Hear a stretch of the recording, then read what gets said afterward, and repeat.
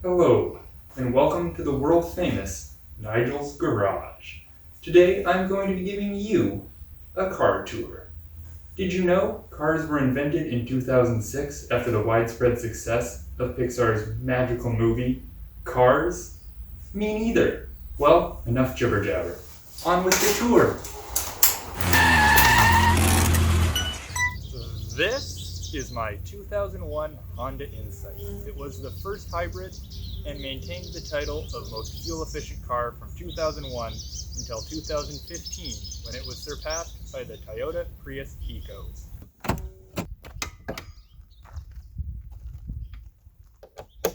This 1,964-pound all-aluminum beast is powered by a 1-liter 3-cylinder engine, which makes roughly 67 horsepower and an electrifying 66 pound-feet of torque.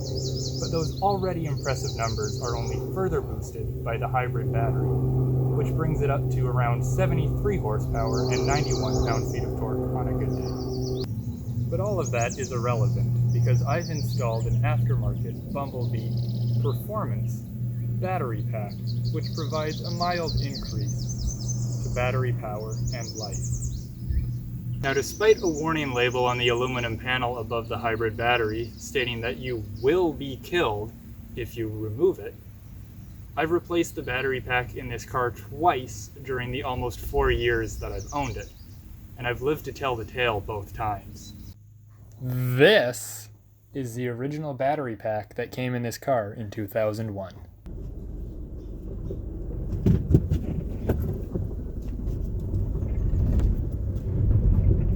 Continuous recording will now start. This car really sacrifices everything for fuel economy. You can only seat 2, there's not really any storage space. It's a hatchback without the practicality of a hatchback, essentially. And I have managed to fit quite a bit of stuff in the back of this car. I had an entire door for a 3rd-gen Integra back there. But that was not ideal. You would not be using this to move stuff long distances. But if you can look past that it only seats 2, that there's not a lot of storage space, that the ride is fairly rough, you get amazing, essentially unbeatable fuel economy. It's got a 5-speed transmission. It's still quite a bit of fun to drive. It doesn't accelerate well, but it handles quite well, and you get it up to speed, and it's a fun car. You have to momentum drive. You cannot afford to slow down in this thing. Yeah, it's really quite a fantastic car. If you can look past the lack of storage space, that you can't really seat anybody, this is the perfect daily driver.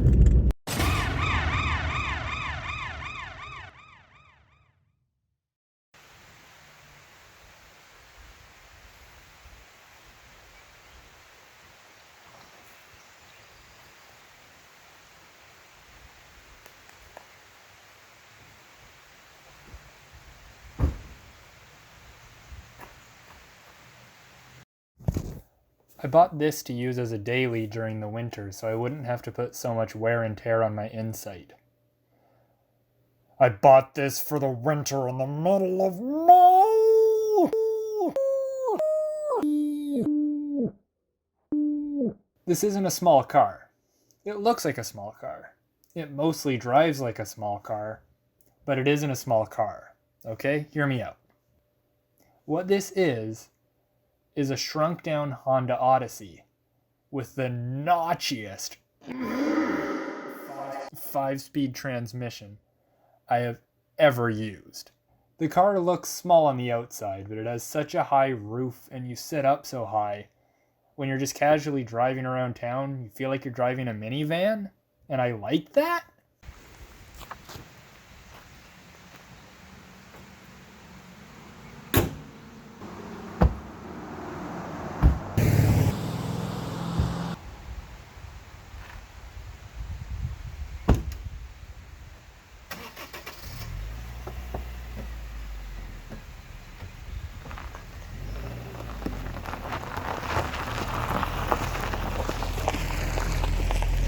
all the cars I own and have owned, this one's the most special to me. It wasn't my first car. That award goes to my old 91 Accord, which also holds a very special place in my heart, but it was the first car that I wanted. This 1984 Volkswagen Rabbit was my mom's friend's very first car, which she bought off the original owner in '86.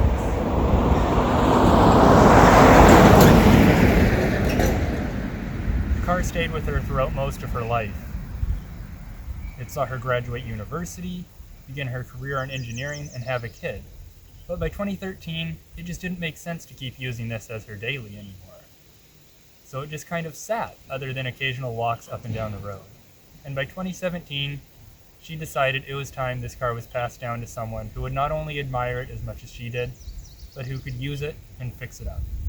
And so, after a lifetime of waiting, the Rabbit was finally mine. And honestly, it still kind of feels like hers, and it still brings a huge smile to my face every time I drive it. If there's one car that I never plan on getting rid of, it's this one. Fifth gear is E! There's no tack, just a clock, because obviously it's much more important to know what time it is than how much your engine's revving. Oh, what's that? You think that 3 cars is more than enough for one 22-year-old to own? Well, that's where you're wrong, because there's still 3 more cars to go.